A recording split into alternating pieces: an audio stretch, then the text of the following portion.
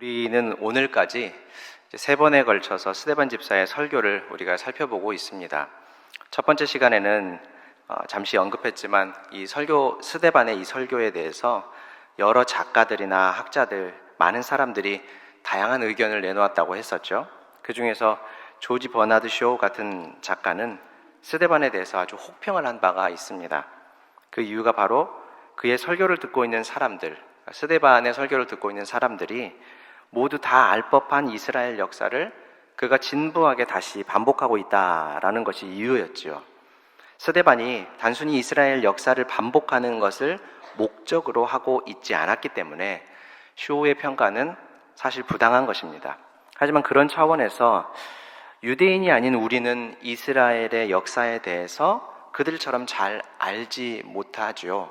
그래서 단순히 정보의 전달만으로도 우리가 충분한 의미를 갖겠지만 스데반이 역사를 설명하는 주된 목적이 대대로 하나님께 불순종했던 이스라엘의 모습과 그에 비해 언제나 약속에 신실하신 하나님을 가르쳐주기 위함이었다라고 하는 것을 생각해 보면 스데반의 설교를 듣고 있는 것이 참으로 좋은 일이죠. 사실 21세기 대한민국을 살아가고 있는 우리가 적어도 2000년 이상, 2~3,000년쯤 전에 이스라엘 역사를 예배 시간에 살펴보아야 하는 이유가 여기에 있습니다. 만약에 이스라엘 역사가 단지 성지순례라는 어떤 특별한 목적이 아니면 평생 한 번도 밟아보기 힘든 중동의 작은 나라의 역사라고 하면 적어도 우리나라 역사보다 더 많이 배워야 할 이유가 전혀 없죠.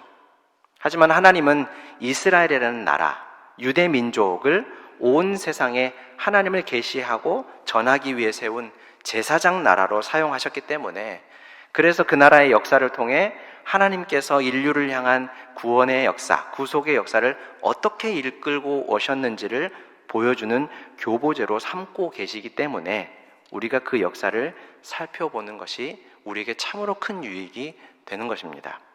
자, 그렇다면 우리가 오늘까지 세 주에 걸쳐 살펴보는 스데반의 설교, 그 안에 흐르고 있는 이스라엘의 역사를 통해 우리는 하나님의 약속, 하나님의 구원 역사, 이스라엘로 대변되는 인류의 뿌리 깊은 불순종의 모습을 발견하면서 주의 은혜를 더 깊이 깨달을 수 있게 되기를 바랍니다. 율법과 성전을 거슬러 말했다라고 하는 혐의로 고발된 스데반은 지금 공회 앞에 잡혀가 긴 설교를 하고 있습니다. 공회 앞에 잡혀온 그의 상황과 설교를 한다라는 것이 굉장히 어울리지 않게 생각이 되지만 그가 율법과 성전을 거슬러 말했던 것이 예수를 그리스도로 설교하며 율법과 성전의 실체라는 주장을 했기 때문에 예수님이 성전의 실체라고 하는 주장을 했기 때문에 잡혀온 것이므로 공회 앞에 잡혀온 상황에 설교를 또 하고 있는 이 어색한 광경은 어쩌면 가장 적절한 스데반의 반응일 것입니다. 앞서 스데반은 아브라함, 요셉의 삶을 통해서 하나님께서 자신의 약속을 어떻게 이루어 오셨는지를 설명해 주었고 하나님은 모세를 통해 율법을 주셨지만 유대 종교 지도자들은 살아있는 말씀, 생명의 말씀에 전혀 순종하지 않았다라고 스데반은 일갈했습니다. 이제 그는 종교 지도자들이 자신에게 혐의를 씌운 두 번째, 즉 성전에 대한 설명을 이어가고 있습니다. 유대인이라면 누구나 거룩하게 여기고 또 숭배의 대상으로까지 여겼던 성전의 시초는 이스라엘의 사막 생활에서 찾을 수 있습니다. 하나님께서는 모세에게 성막을 만들도록 명령하셨죠. 성막의 폭, 넓이, 길이, 덮개의 실의 색깔, 그리고 연결하는 방법 등등 더 이상 자세하게 말할 수 없을 만큼 아주 자세한 설명을 해 주셨죠. 스데반은 성막의 명칭을 증거의 장막이라 이렇게 표현하고 있어요. 출애굽기 38장에서 증거막이라고 썼던 이 말은 사실 만남의 장소라는 뜻입니다. 이 만남이라는 말이 증거라는 말에서 왔다고 여긴 70인역 성경 번역자들의 해석이 녹아있는 사실 신학적인 표현이죠. 그래서 학문적으로는 논란의 여지가 많이 있는 번역이긴 하지만 여기서 사용한 증거의 장막이라고 하는 표현이 하나님에 대한 계시, 하나님에 대한 증거라고 하는 의미로 보면 신학적으로는 무리가 없을 뿐만 아니라 오히려 그 의미를 우리에게 더 잘 전달해 준다라고 생각할 수 있습니다. 이스라엘은 하나님께서 모세를 통해 허락하신 증거의 장막에서 하나님을 만나고 하나님의 임재와 동행을 확인할 수 있었습니다. 또 그들은 이 장막에서 하나님께 죄의 용서를 받는 은혜를 체험하기도 했죠. 하지만 잘 아시는 대로 증거의 장막은 텐트입니다. 천막이죠. 하나님께서 이스라엘이 40년 동안 사막을 떠돌아다닐 때 언제나 그들과 같이 있다라고 하는 것을 표시하려고 주셨기 때문에 이동과 운반이 가능한 임시적인 것이었습니다. 이스라엘의 조상들은 사막에서 만들어서 하나님과의 만남에 이용하던 이 증거의 장막을 가나안에 들어갈 때도 가지고 들어갔습니다. 그들이 가나안에 들어가서 가나안 정복 전쟁을 마치기까지도 장막은 이스라엘과 하나님과의 만남의 매개로서의 역할을 다하고 있었죠. 그렇게 세월은 다윗의 시대까지 흘렀습니다. 요즘 우리가 사무엘하 말씀을 주일 예배 시간에는 담임 목사님과 꼼꼼하게 살펴보고 있고 또 새벽 시간에는 큰 그림을 그리면서 우리가 살펴보고 있는데 마침 성전을 건축하고 싶다는 다윗의 열망과 그에 대한 하나님의 응답을 살펴보고 있는 중이죠. 그리고 또 적절하게도 스데반도 다윗이 하나님께 성전을 건축하게 해달라라고 하는 요청한 일에 대해서 자세한 과정을 소개하지 않고요, 그 의미에 무게를 두고 설명하고 있습니다. 말하자면 신학적인 해석을 하고 있는 것이죠. 다윗이 하나님께 하나님의 처소를 준비할 수 있게 해달라고 요청을 했습니다. 준비하게 해달라라고 하는 것은 다윗이 하나님의 처소를 짓게 해달라는 것이었는데 실제 그는 성전을 짓지는 못했죠. 대신 아들인 솔로몬이 짓게 됩니다. 그러면서 하나님은 하나님 자신은 사람이 손으로 지은 곳에 계시지 않는다라고 말씀하시죠. 맞는 말씀입니다. 하나님은 육체를 가지고 계시지 않기 때문에 눈에 보이거나 어떤 공간 안에 속해 있을 수 없습니다. 그래서 하나님은 언제나 계시고 어디나 계실 수 있는 것이죠. 육체를 가지고 있다라고 하는 것은 공간의 한계 안에 있다는 것이기 때문에 어느 한 장소에 계시면 그 장소 외의 다른 곳에서는 계실 수가 없는 것이죠. 또 육체를 가지고 계시면 언제나 존재하실 수도 없습니다. 우리 예수님께서 부활의 첫 열매가 되셨다라고 하는 사도 바울의 증거를 잘 생각해 보면 그것이 삼위 하나님께서 영원전에 계획하신 하나님의 구원 계획의 순서다라고 하는 것을 우리가 감안하면 예수님께서 죽으셨다가 부활하셔서 부활의 새로운 몸, 영원토록 살아갈 수 있는 부활의 몸을 가지시기 전까지는 영원을 살아갈 수 있는 몸이란 있을 수가 없으니까 다윗 시대에 육체를 가지신 하나님의 존재란 여러모로 맞지 않는 것이 분명하고 하나님이 사람이 지은 것에 내가 있을 수 없다라고 하셨던 이 말씀이 논리적으로도 너무 명확하다는 것을 우리가 성경을 통해 확인할 수 있습니다. 또 하나 하나님께서 사람이 지은 처소, 어떤 공간 안에 계시지 않는다라고 하는 것은 정말 맞는 말이죠. 왜냐하면 하나님은 애초에 성막에서 이스라엘을 만나주시고 성막을 통해 이스라엘이 하나님의 임재와 동행을 의식하도록 그 성막이라고 하는 것을 주신 것이지 하나님께서 사실 곳이 필요해서 지으라고 명령하신 것이 아니기 때문입니다. 그러니까 성전보다 먼저 있었던 임시적인 성전, 성막이라고도 부른 이 증거의 장막은 하나님의 백성들을 위해서 주신 것이지 하나님이 사시려고 하나님의 거처로 설치한 것이 아니라는 말입니다. 그리고 구약 성경을 우리가 두루 살펴보면 사람이 손으로 지은 것, 이 표현은 우상을 만드는 일에 사용되었던 관용구예요.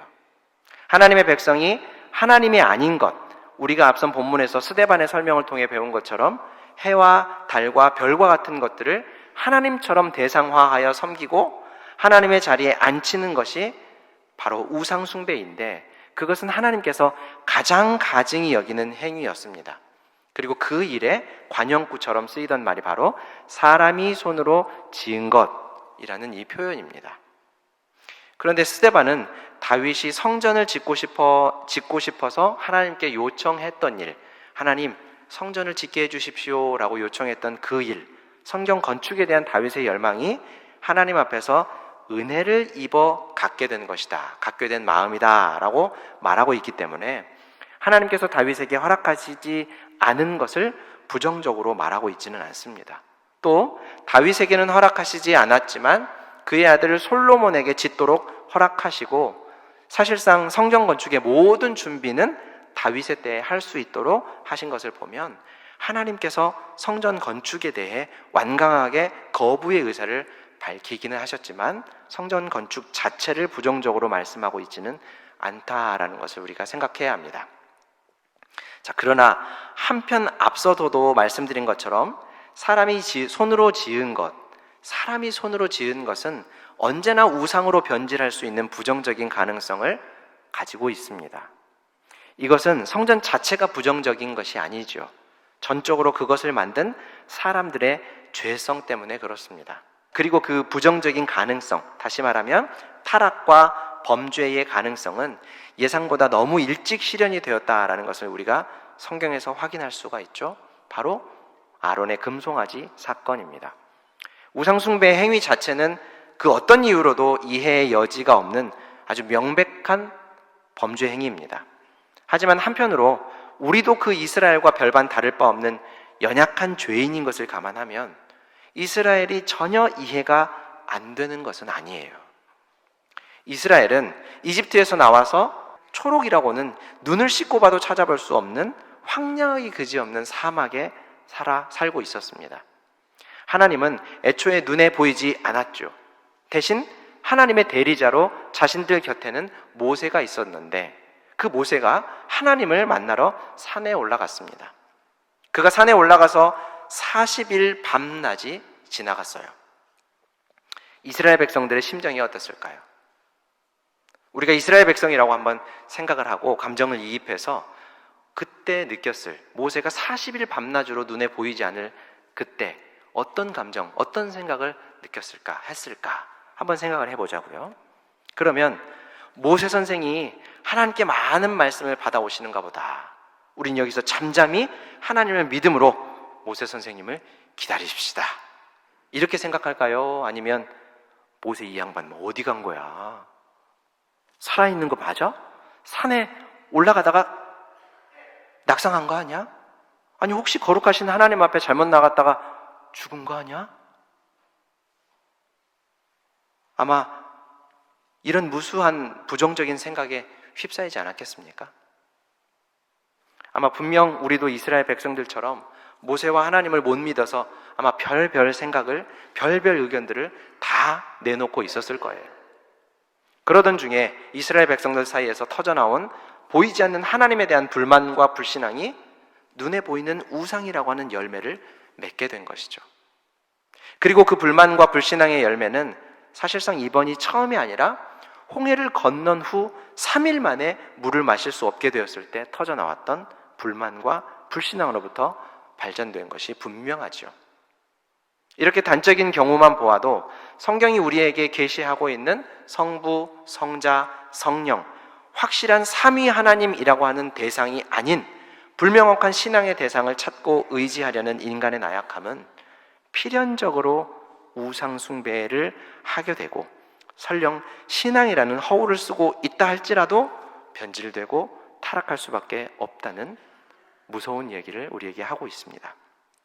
오늘 보면 49절과 50절은 스데반이 이사야 선지자의 말을 인용하고 있는 것인데, 그 내용인즉슨 하나님께서 민족들에 대한 심판을 말씀하시면서 하나님께서 모든 것을 지었고 모든 피조세계가 하나님의 것이기 때문에 하나님에게 무언가를 너희들이 해주려고 하기보다는 가난한 마음, 통회하는 심령, 하나님의 말씀을 듣고 떠는 사람, 그 사람을 하나님께서 돌보아 주신다.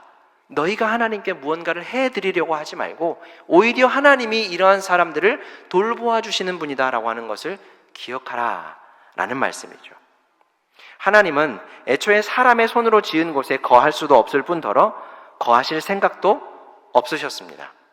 하나님은 육체를 가진 인생이 아니기 때문에 우리처럼 추위와 더위 혹은 재해로부터 몸을 보호하고 안전한 휴식을 취하기 위한 집을 필요로 하지 않습니다. 하나님은 자신이 지으신 곳, 자신이 손으로 준비하신 곳에 거하십니다. 고린도전서 3장 16절 말씀 우리 같이 한번 읽겠습니다. 시작. 너희는 너희가 하나님의 성전인 것과 하나님의 성령이 너희 안에, 하나님께서 어디 거하신다라고 말씀하십니까? 우리 안에 거하신다라고 하시죠. 이 말씀에서 알지 못하느냐라고 하는 말은 진짜 알고 있냐 모르느냐를 확인하려고 하는 말이 아니고요, 성령께서 우리 안에 계신다라는 사실을 강조해서 하는 말입니다. 그러니까 강하게 강조해서 하나님의 성령이 우리 안에, 너희 안에 계십니다, 그 사실을 반드시 기억하십시오 라고 사도 바울이 힘주어 말하는 것이죠. 그런데 여러분, 우리가 어떻게 성령 하나님께서 계시는 성전, 거룩한 전이 될 수 있었습니까? 원래 우리가 어떤 존재들이었는데요? 우리는 하나님께서 거하실 수 없는 아주 더러운, 아주 추악한 존재들이었죠. 우리 안에는 그야말로 쓰레기통처럼 온갖 오물로 가득가득 들어차 있었습니다. 마가복음 7장 20절부터 23절 말씀 우리 같이 한번 읽어보겠습니다. 시작. 또 이르시되 사람에게서 나오는 그것이 사람을 더럽게 하느니라. 속에서 곧 사람의 마음에서 나오는 것은 악한 생각, 곧 음란과 도둑질과 살인과 간음과 탐욕과 악독과 속임과 음탕과 질투와 비방과 교만과 우매함이니 이 모든 악한 것이 다 속에서 나와서 사람을 더럽게 하느니라. 아멘하기 좀 껄끄러우시죠? 우리 입으로 들어가는 것이 아니라 우리 안에서 나오는 것이 사람을 더럽게 한다라는 말씀은 우리가, 나라고 하는 존재가 악한 것의 생산 주체라는 말씀이에요. 우리 안에서 어떤 것들이 나온다라고 말씀합니까? 음란, 도둑질, 살인, 간음, 탐욕, 악독, 속임, 음탕, 질투, 비방, 교만, 우매함, 이런 것들이 다 속에서, 다 내 속에서 나온다고 말씀하죠. 그런데 이런 곳에 거룩하신 성령께서 어떻게 거하실 수 있겠습니까? 안 되죠. 그런데 하나님은 우리 안에 거하시기를 원하셨어요. 그래서 청소를 계획하시죠. 더러운 죄악으로 가득한 우리를 깨끗하게 하시려고 그리스도의 보혈을 흘리사 그 피로 우리를 깨끗하게 씻겨내셨습니다.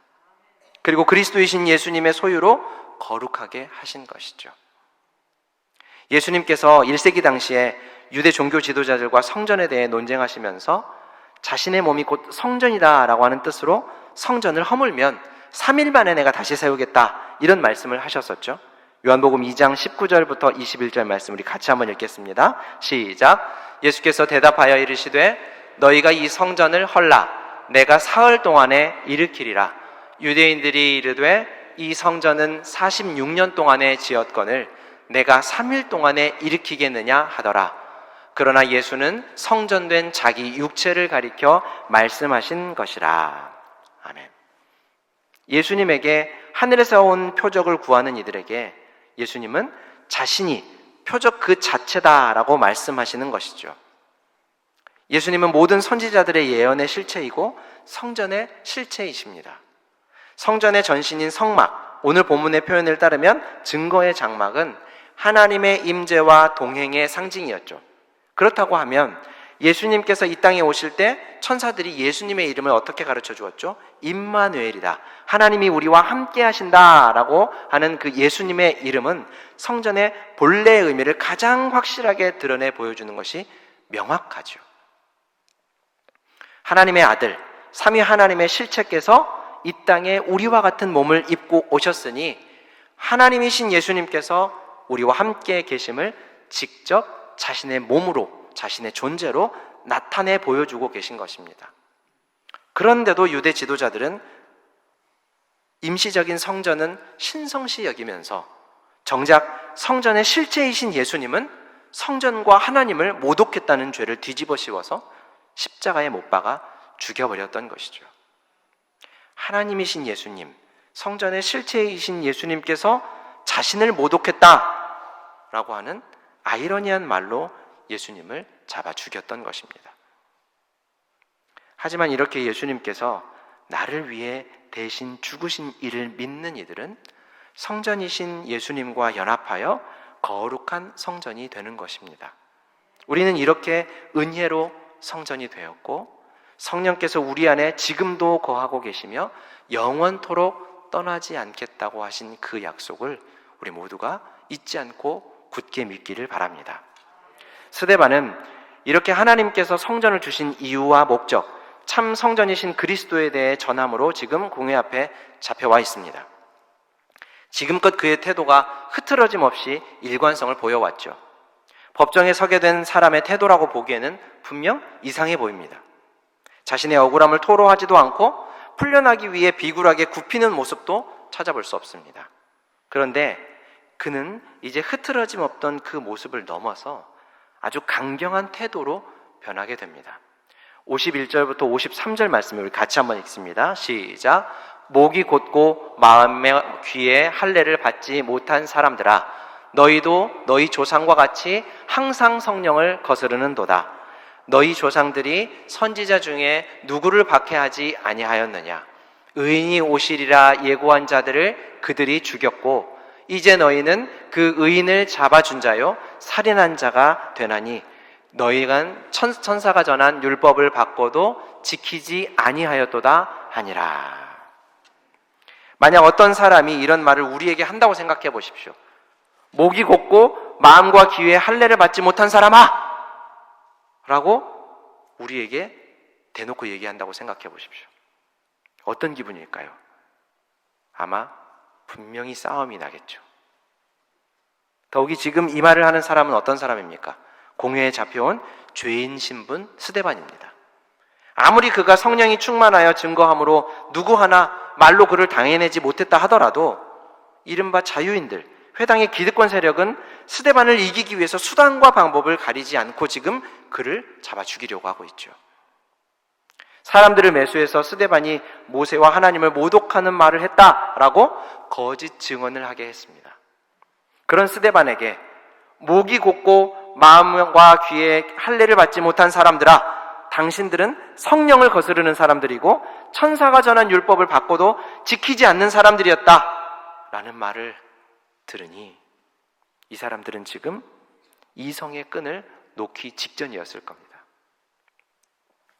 51절에서 스데반이 성령을 거스른다라는 말을 하죠. 요한복음 15장 말씀을 보면 성령께서는 예수를 그리스도로 증거하시는 분이다라고 요한이 가르쳐 줍니다. 이들은 지금 예수를 그리스도로 증언하는 스데반을 거부하였기에 성령의 증언을 대신하는 스데반을 거부하는 것은 성령을 거부하는 것과 다를 바 없는 것이죠. 아무리 성경에 등장하는 스데반, 우리가 순교자로 존경에 맞지 않는 스데반이라 할지라도 한 개인을 성령과 동일시하는 것은 무척이나 조심스러운 일이긴 하지만 스데반이 성령이라고 말하는 것이 아니라 성령께서 우리 안에서 하시는 일을 스데반이 한다면 그의 일이 성령이 하시는 일이라고 말하는 것은 틀림이 없는 말이죠. 우리도 마찬가지입니다. 요한복음 14장 12절, 13절, 16절, 17절을 우리 같이 한번 읽겠습니다. 시작. 내가 진실로 진실로 너희에게 이르노니 나를 믿는 자는 내가 하는 일을 그도 할 것이요 또한 그보다 큰 일도 하리니 이는 내가 아버지께로 감이라. 너희가 내 이름으로 무엇을 구하든지 내가 행하리니 이는 아버지로 하여금 아들로 말미암아 영광을 받으시게 하려 함이라. 내가 아버지께 구하겠으니 그가 또 다른 보혜사를 너희에게 주사 영원토록 너희와 함께 있게 하리니 그는 진리의 영이라. 세상은 능히 그를 받지 못하나니 이는 그를 보지도 못하고 알지도 못함이라. 그러나 너희는 그를 아나니 그는 너희와 함께 거하심이요 또 너희 속에 계시겠음이라. 아멘. 우리 주님은 스데반뿐만 아니라 우리에게도 성령을 보내주셔서 우리 안에 계시게 하시고 우리 주님의 일을 위임받아 행하며 살게 하셨다라는 겁니다.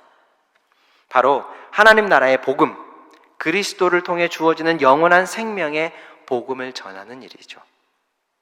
성령 하나님은 우리에게 믿음을 주시고 복음을 전하는 이 일을 위해 우리 안에서 떠나지 않고 계신다라는 겁니다. 특별히 우리가 성령께서 계시는 성전이다라고 하는 것은 우리 주님께서 이 땅에 오셔서 우리와 같이 사심으로 하나님께서 우리와 함께 계심을 나타내 보여주신 것처럼 성령께서 우리와 같이 계시면서 우리의 삶을 통해 하나님의 일하심과 하나님의 동행하심을 세상에 나타내 보여주는 도구로 우리의 삶을 사용하고 계신다라는 뜻입니다. 지금 스데반의 설교를 듣고 있는 공회에 모인 사람들은 하나님을 거부하고 하나님의 말씀, 율법을 받은 일에 대해서는 굉장히 자부심을 갖고 자랑스러워하지만 정작 그 말씀에 따르지 않고 불순종했던 조상들과 똑같은 일을 행하고 있다라고 하는 것이죠. 특별히 하나님께서 선지자들을 보내셔서 누누이 메시아에 대해 예언하신 말씀을 번번이 그들은 거절했더랬습니다. 스데반은 49절에서 이사야 선지자의 말을 인용했는데, 이사야 선지자는 우리가 잘 아는 대로 구원자께서 오시면 고난받게 될 것을 예언한 선지자이죠. 그런데 이사야의 예언은 유대 지도자들은 물론이고 심지어 예수님의 제자들에게조차 받아들여지지 않았습니다. 그래서 베드로는 우리 주님께서 고난을 받고 죽임을 당할 거다라는 이야기를 하셨을 때, 주님, 그런 일이 절대로 일어나지 않게 제가 힘쓰겠습니다, 이런 말을 했다가 사탄아, 내 뒤로 물러가라 라고 하는 무시무시한 말씀을 듣기도 했죠. 공관보험서에서 우리가 두루 읽을 수 있는 포도원 농부 비유를 보면 주인이 소작인들에게 포도원을 맡기고 타국으로 가게 되는 것을 봅니다. 후에 포도원의 소작료를 받기 위해서 종을 주인이 보내죠. 주인이 보내는 종은 주인을 대신하여 왔기 때문에 그의 말을 듣는 것은 주인의 말을 듣는 것과 다를 바 없습니다. 그런데 소작인들은 어떻게 합니까? 주인이 보낸 종을 몹시 때리고 빈손으로 돌려보냈다라고 하죠. 다른 종도, 그리고 세 번째 보낸 종도 몸을 상하게 심하게 때리고 내쫓아버렸다, 이렇게 말합니다. 두 번이나 참고 세 번째 종을 보내는 것을 보면 주인의 마음이 얼마나 넓은지 헤아려 볼 수 있는 대목이죠. 주인은 마지막으로 한 번 더 참으면서 자신과 동일한 권위를 가진 아들을 보내며 그들이 내 아들만은 함부로 무시하지 않겠지라고 생각했습니다. 근데 이게 웬일입니까? 이 소작인들은 주인과 우리가 상상한 것보다 훨씬 더 극악무도했던가 봅니다. 주인의 아들을 보고 주인의 요구를 받아들인 것이 아니라 주인의 아들을 죽이면 이제 상속자가 없어지는 것이니까 주인의 포도원은 결국 우리의 것이 될 것이다, 이런 생각을 하고 그 생각을 실행에 옮기게 되죠. 사랑하는 아들을 잃은 주인은 더 이상 참지 않습니다. 그래서 타국에 갔던 모든 일을 다 중단하고 돌아와서 포도원의 소작인들을 모조리 죽이고 포도원의 운영은 다른 이들에게 맡기게 됩니다. 이 비유는 예수님께서 하나님과 이스라엘 사이에서 벌어진 일을 설명하기 위해서 말씀하신 거예요. 그동안 하나님의 포도원을 이스라엘 백성들에게 맡기시고 그 일에 대한 주인의 요구를 해왔으나 그들이 불순종으로 하나님의 종들, 선지자들의 말을 듣지 않고 그들을 무시하고 때리고 주인의 말을 듣지 않았던 것이죠. 결국 하나님은 사랑하는 아들 예수님을 보내십니다. 그런데 이스라엘은 하나님의 사랑하는 아들, 포도원 주인의 상속자를 죽이고 자신들이 포도원을 차지하려고 하는 심산으로 그를 처치해버립니다. 여기서 우리가 분명하게 알아야 할 사실이 있습니다. 하나님께서 보내신 마지막 선지자, 마지막 회개의 기회는 예수님입니다. 더 이상의 선지자는 없어요. 하나님이 요구하시는 회개의 메시지를 전달하는 선지자는 예수님이 마지막인 겁니다. 더 이상의 기회는 없습니다. 예수님을 보고도 믿지 않고 하나님께로 마음을 돌이키지 않는 이들에게는 또 다른 기회가 주어지지 않는다라는 겁니다. 누가복음 16장에 나오는 부자와 거지 나사로의 비유에서도 이를 확인할 수 있죠. 나사로를 자신의 형제들에게 보내셔서 그들이 지옥에 오지 않게 해달라고 요청하는 부자에게 주님께서 말씀하시는 것은 이르되 모세와 선지자들에게 듣지 아니하면 비록 죽은 자 가운데서 살아난 자가 있을지라도 권함을 받지 아니하리라 하였다 하시니라. 이미 보낸 선지자들로도 충분하다는 말씀이죠. 이미 보낸 선지자, 주인의 종들로도 충분하지만 하나님은 긍휼하심과 인자하심이 한이 없는 분이시기 때문에 마지막으로 한 번 더 자신의 외아들, 사랑하는 아들을 보내셔서 돌이킬 수 있는 기회를 허락하신 겁니다. 하지만 그들은 끝끝내 돌이키지 않았을 뿐만 아니라 하나님이 보낸 아들 예수마저 죽이고 자신들이 상속자가 되기를 꾀했다라는 거예요. 이것이 참 불경한 일입니다. 이것이 구원을 자신들의 노력과 능력으로 얻으려는 사람들의 사악함이죠. 주인의 상속자가 되는 길은 자신들의 힘으로 상속자를 물리치고 가로채는 방법이 아니라 주인의 아들을 통해 보낸 주인의 메시지를 받아들이는 겁니다. 하나님 아버지의 뜻은 아들을 믿고 영생을 얻고 영원한 나라를 상속받는 것이 하나님의 뜻이죠. 그런데 마지막 선지자, 하나님의 메시지를 전한 마지막 메신저 예수님을 죽인 유대인들은 그 예수님을 증언하는 스데반도 지금 죽이려고 하고 있습니다. 자신들이 성령을 거슬렀고 의인이신 예수를 살인한 살인자라고 강도 높게 비판하고 있는 이 스데반을 향해서 이 사람들은 이를 갈았다라고 합니다. 54절 말씀을 보면 듣던 이들이 스데반의 말을 듣고 마음에 찔림을 받았다, 마음에 찔렸다라고 하는데, 찔렸으면 회개할 것이지 찔렸는데도 왜 회개하지 않았을까? 이렇게 생각할지 몰라요. 여기서 찔렸다라는 말씀은 양심의 가책을 받았다는 말이 아닙니다. 격분했다, 분노했다라는 말이에요. 완전히 반대되는 뜻이죠. 그 말을 듣자 분노해서 마음에 크게 분노가 일어나서 스데반을 향해 이를 바득바득 갈았다라는 것이죠. 이를 갈았다라는 말이 범상치 않게 들립니다. 그렇죠? 그 순간 스데반은 하늘의 환상을 보게 됩니다. 오늘 본문 55절, 56절을 우리 함께 읽어보겠습니다. 시작. 스데반이 성령 충만하여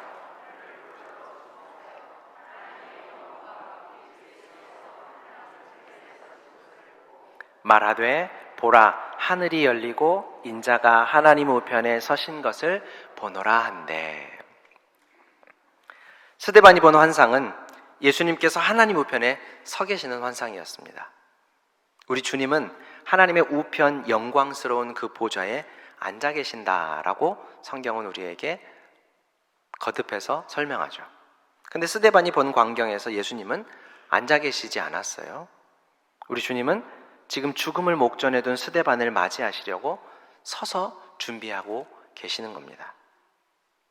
가끔 보는 성화를 보면 구름 위에 하나님 나라에서 성도들을 향해 두 팔 이렇게 벌린 주님의 모습을 우리가 보기도 하는데, 또 그보다는 우리가 학교나 직장에서 힘들게 공부하고 또 일하고 집으로 돌아왔을 때 우리 아버지, 우리 어머니가 문 여는 소리를 듣고 자식들이 문 여는 소리를 듣고 나와서 두 팔 벌려 맞아주시는 장면을 상상하시면 훨씬 더 이해하기가 쉬울 거예요. 이러한 그림이 성경에도 있죠.